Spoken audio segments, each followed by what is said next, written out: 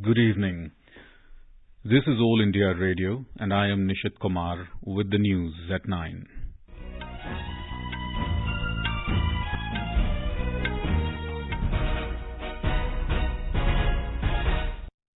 The headlines.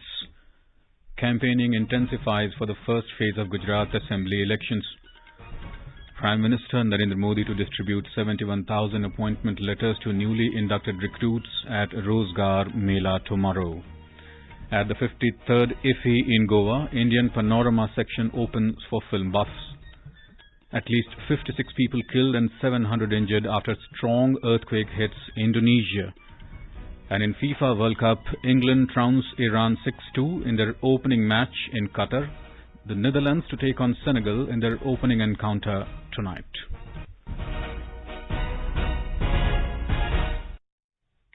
And now the news in detail. In Gujarat, campaigning has intensified for the first phase of assembly elections. Star campaigners of political parties are leaving no stone unturned to woo the voters. Senior BJP leader and Prime Minister Narendra Modi held rallies at Surendranagar, Jambusar and Navsari today. Home Minister Amit Shah also campaigned in Kutch and Saurashtra region. Congress leader Rahul Gandhi addressed rallies at Surat and Rajkot. In the first phase, voting will be held on the 1st of December for 89 seats of Saurashtra, Kutch and South Gujarat. A report from our correspondent.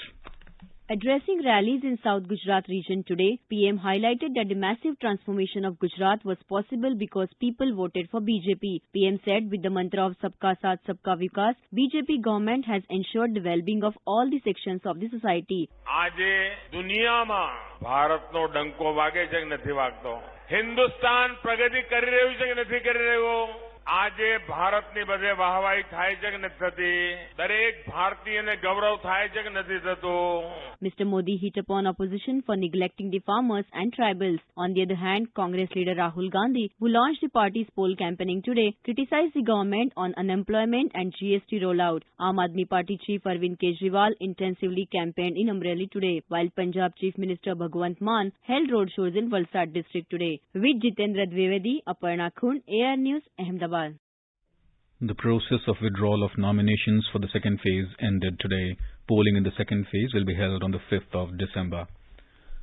Defence Minister Rajnath Singh said government accelerated development initiatives in the Northeast have transformed Look East policy into Act East policy. Mr. Singh said the steps taken by the government led to all-round developments in the Northeast region, enabling all the states to improve trade with the Southeast Asian nations. The minister was addressing the two-day conclave on the theme celebrating contribution of India's Northeast region in nation building, organized by the army and several northeastern states in Guwahati through a video message. He asserted that the government is committed to strengthening the pace of development in the region. India today assumed the chair of the Global Partnership on Artificial Intelligence. The GPAI is an international initiative to support responsible and human-centric development and use of artificial intelligence. This comes close on the heels of India taking over the presidency of G20, a league of the world's largest economies at Bali in Indonesia. Minister of State for Electronics and Information Technology Rajiv Chandrasekhar represented India virtually at the GPAI meeting held in Tokyo for the symbolic takeover from France. Vice President Jagdeep Dhankar met with a cross-section of Indian community members and school students at Doha in Qatar this afternoon. In his address at the reception, the Vice President lauded the role played by the Indian diaspora in deepening India-Qatar links. Every Indian can achieve his ambition. He has only to have an idea. Government support and money is not wanting in that. In 2022, India became number one in the number of unicorns. We are ahead of any other country in the world, and this indicates our path of growth. The Vice President reached Doha yesterday for a two-day visit to Qatar to represent India at the opening ceremony of the FIFA World Cup.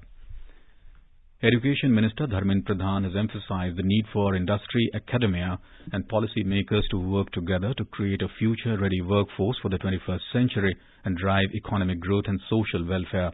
Addressing the National Council meeting of the CII in New Delhi today, he called upon the industry to create an enabling ecosystem in line with the spirit of the National Education Policy 2020. Earlier in the day, Mr. Pradhan attended the stakeholders' consultation on Draft National Credit Framework (NCRF) at IIT Delhi. Speaking at the event, the Education Minister stressed upon providing a level playing field and equal opportunities to reap demographic dividend.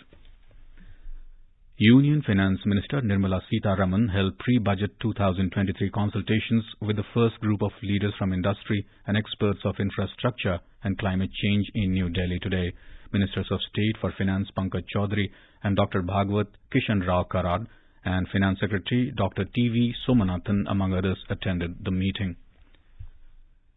Steel Minister Jyotiraditya Scindia today stated that removal of export duties on steel and stainless steel by government will herald a new era for the nation's steel sector. He said it will allow the steel sector to firmly establish its position in the global market.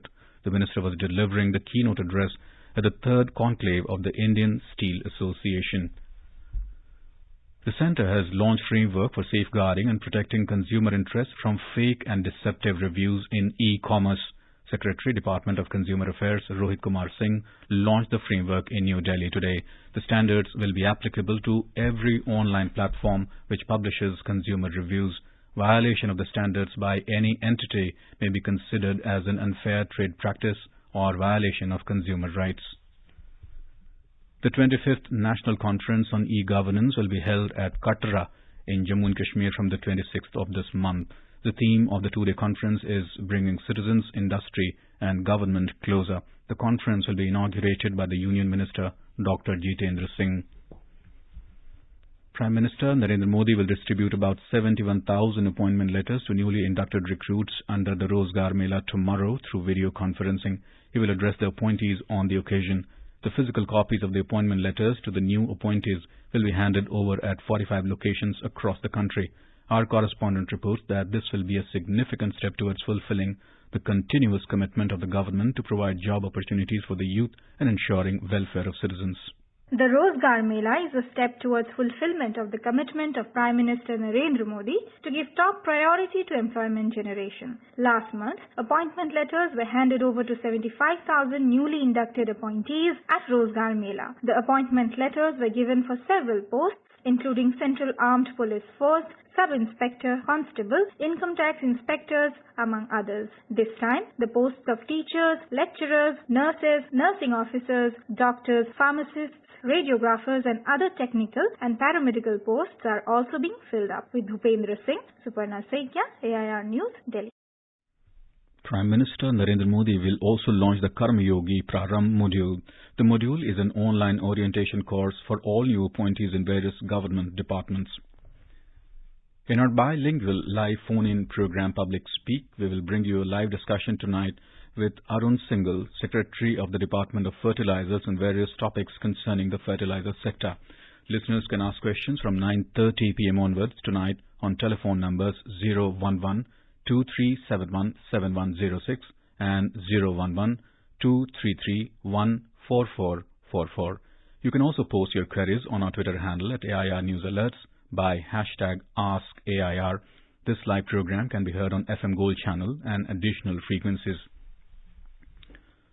In Karnataka, Additional Director General of Police Law and Order Alok Kumar has informed that the Mangaluru auto rickshaw bombing suspect Muhammad Sharik was influenced and inspired by a global terrorist organization. Addressing media persons in Mangaluru today, the senior police officer said that bomb-making materials such as sulfur, phosphorus, batteries, circuit, nut and bolts were recovered from Sharik's rented accommodation in Mysuru today. He further said that the suspect of the bomb blast had links with an absconding handler, Abdul Mateen Taha of Bengaluru, on whom the National Investigation Agency has announced a reward of 5 lakh rupees. Delhi Metro Rail Corporation DMRC today announced that metro services will not be available between Dwarka and Dhasa bus stand for an hour from 12:30 p.m. to 1:30 p.m. tomorrow. Services will not be available due to speed trials on Dwarka-Dhasa bus stand section in Grey Line for enhancement of speed and overall improvement in quality of train operations. DMRC asked passengers to plan their journey accordingly. This is All India Radio giving you the news. For quick news updates around the clock, follow us on our Twitter handle at AIR News Alerts.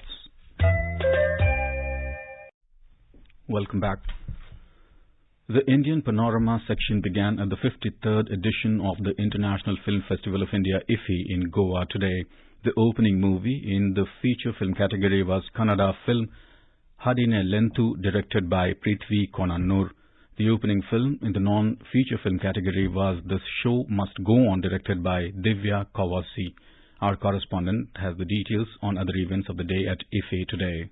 Union Information and Broadcasting Minister Anurag Singh Thakur inaugurated the Indian Panorama and felicitated cast and crew of both the opening films.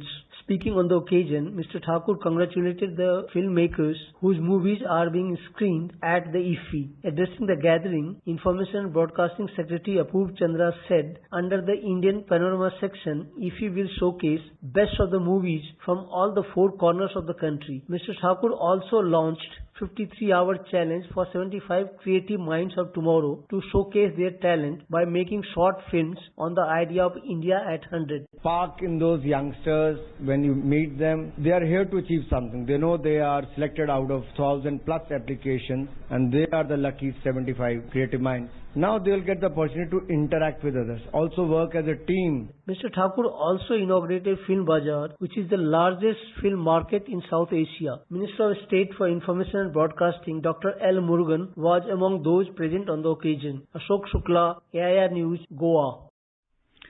Senior IAS officer Gaurav Dwivedi today assumed charge of the Chief Executive Officer of Prasar Bharati. Mr. Dwivedi is a 1995 batch IAS officer of Chhattisgarh cadre. President Draupadi Murmu had appointed him for a period of 5 years. Director General of All India Radio, Dr. Vasudha Gupta, DG Doordarshan, Mayank Agrawal and other senior officers were present on the occasion.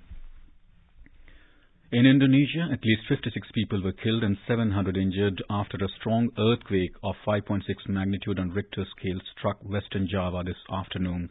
The earthquake hit at the shallow depth of 10 kilometers with epicenter at Cianjur town, 75 kilometers southeast of the capital Jakarta. The National Disaster Mitigation Agency of Indonesia in a statement said that dozens of buildings have been damaged in the Cianjur region. Head of administration in Cianjur town told media that the numbers of injured and fatalities are likely to increase because there are a lot of people still trapped at the spot. External Affairs Minister Dr. S. Jaishankar expressed sadness at the loss of life and property in Indonesia's Java from earthquake. In his message, the minister said India stands in solidarity with Indonesia at this difficult time. In FIFA World Cup, England defeated Iran 6-2 in their opening fixture of group stage at Doha in Qatar. Here is the analysis of the match. England deployed their playing 11 in 4-2-3-1 format, whereas Iran sticked to 5-4-1 design. That means Iran put one more striker in front line. But this is beyond logic, why the Asian giants have given so much territorial advantage to their formidable opponent. In addition, Iran made another mistake by deploying additional marksmen to guard world's most dangerous striker, Harry Kane. Definitely it is a suicidal ploy. The wing-back Saka took that advantage and supplied countless deadly through passes to the England's forward line, and they scored the goal at their will. Statistics show that England kept the ball under their control for more than 95% of stipulated time. That reflects it was a completely one-sided encounter. With Pratyush Ghosh, this is Abhineet Shukla from Sports Desk. The Netherlands will take on Senegal in their opening encounter of group stage in Doha at 9:30 p.m. Indian time tonight. In cricket, India will take on New Zealand in the third and the final T20 International at McLean Park in Napier tomorrow. The match will begin at 12 noon Indian time. And now let's have a look at the weather forecast for the four metropolitan cities tomorrow. National capital Delhi is expected to have clear sky tomorrow. Mumbai is expected to have clear sky. Kolkata will have partly cloudy sky. And Chennai is expected to have generally cloudy sky with moderate rain. And now before we end the bulletin, the headlines once again. Campaigning intensifies for the first phase of Gujarat Assembly elections. Prime Minister Narendra Modi to distribute 71,000 appointment letters to newly inducted recruits at Rozgar Mela tomorrow. At 53rd IFFI in Goa, Indian Panorama section opens for film buffs. At least 56 people killed and 700 injured after strong earthquake hits Indonesia. And in FIFA World Cup, England trounced Iran 6-2 in their opening match in Qatar. Netherlands to take on Senegal in their opening encounter tonight. And that's all in the news at 9. Good night.